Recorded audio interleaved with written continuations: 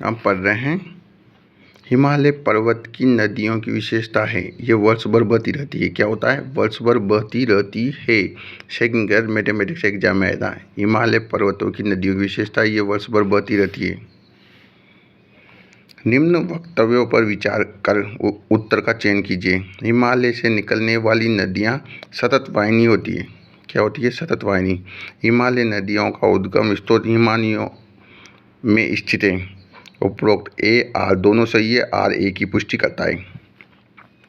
हिमालय नदियों के बारे में निम्नलिखित में से कौन सा कथन सबसे उपयुक्त है? ये जलग्रहण क्षेत्र बहुत बड़ा होता है। जलग्रहण बहुत बड़ा होता है। किसका? हिमालयी नदियों का। छोटी नदी जब बड़ी नदियों में मिलती है तो उन्हें क्या कहा जाता है? सहायक नदियाँ। क्या कहा जाता है? सहायक नदियाँ। अमरकंटक पर्वत श्रेणी से निकलने वाली नदियाँ सभी दिशाओं में बहती है, जो निम्नलिखित में से किस प्रकार के जल अपवाह तंत्र का प्रतिरूप है? अरीय मतलब अमरकंटक पर्वत श्रेणी से निकलने वाली नदियाँ सभी दिशाओं में बहती है, जो निम्नलिखित में से किस प्रकार के जल अपवाह तंत्र का प्रतिरूप है? अरीय का। जब मुख्य नदी की प्राथमिक सहायक नदियाँ एक दूसरे के समांतर बहती है और द्वितीय सहायक नदियाँ उनमें एक समकोण पर मिलती है तो उस प्रतिरूप को कहा जाता है। जब मुख्य नदी की प्राथमिक सहायक नदियाँ एक दूसरे के समांतर बहती रहती है और द्वितीय सहायक नदियाँ जब उनको समकोण पर मिलती है तो उस प्रतिरूप को कहा जाता है जालीनुमा। इसको याद करो, जालीनुमा।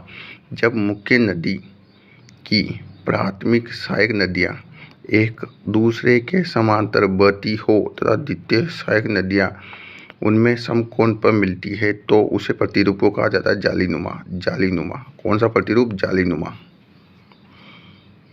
उस अपवाह तंत्र को जो क्षेत्र की भूवैज्ञानिक संरचना से बिल्कुल प्रभावित नहीं होता है उसे कहते हैं पूर्ववर्ती अपवाह तंत्र।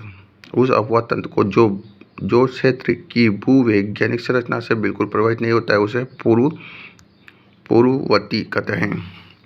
गुफित नदी की विशेषता है नदी से निचले भाग के प्रवाह को कहा जाता है नदी गुफित। याद रखना, स्कूल व्याख्याता में गुफित नदी की विशेषता है नदी के निचले भाग के प्रवाह की। नदी प्रवाहित नदी भार का निक्षेप उसके मध्य में द्वीप के रूप में हो जाए तो मुख्य जलधारा कई भागों में बंटकर गुफित नदी का निर्माण करती है। नदी के निचले भाग के प्रवाह को कहा जाता है गुफित। गुफा में से छोटी एवं तीरू नदियाँ जो पश्चिम घाट से निकलकर उत्पन्न होकर अरब सागर में जाकर मिलती है उसे समांतर अफवाह कहा जाता है। समांतर अफवाह। गंगा नदी का दूसरा नाम क्या है? भागीरथी। गंगा नदी का दूसरा नाम क्या है? भागीरथी। भागीरथी है। गंगा नदी निकलती है गंगोत्री ग्लेशियर से। कौन सी नदी बंगाल में पद्मा के नाम से जानी जाती है? गंगा नदी। कौन जानी जाती है? गंगा नदी। भारत की किस नदी में डुबकी लगाने पर आत्मा की शुद्धि होने का विश्वास किया जाता है? गंगा नदी। भारत की वर्तम नदी कौन सी है? भारत की वर्तम बड़ी नदी कौन सी है? वर्तम गंगा नदी। निम्नलिखित में से कौन सी नदियाँ गंगा नदी तंत्र का भाग नहीं है? कौन सी नहीं है? मोरैन और याजम। मोरैन माई नदी है, याजम नहीं है।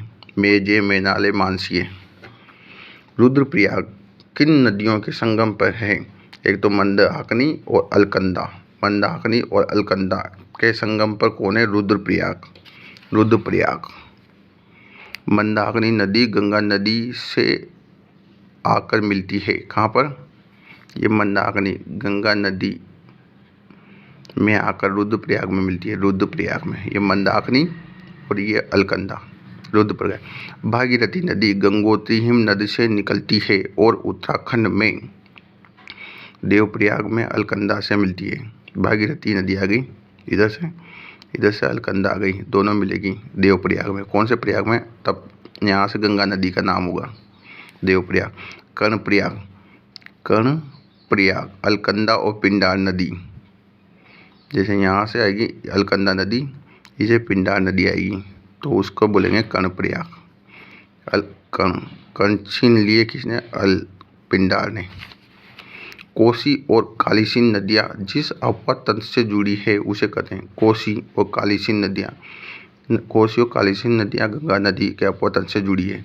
दाहिने तट के आकर मिलने वाली यमुना, इधर से यमुना, इसकी सहायक नदियाँ चंबल, बेतवाल, कालीसिंध, केन, बाणगंगा। किसकी? मुन्ना। मुन्ना चंबल को जानता है, बेतवाल को, कालीसिंध को, केन को, बाणगंगा को। कर्मनाशा, कर्मनाशा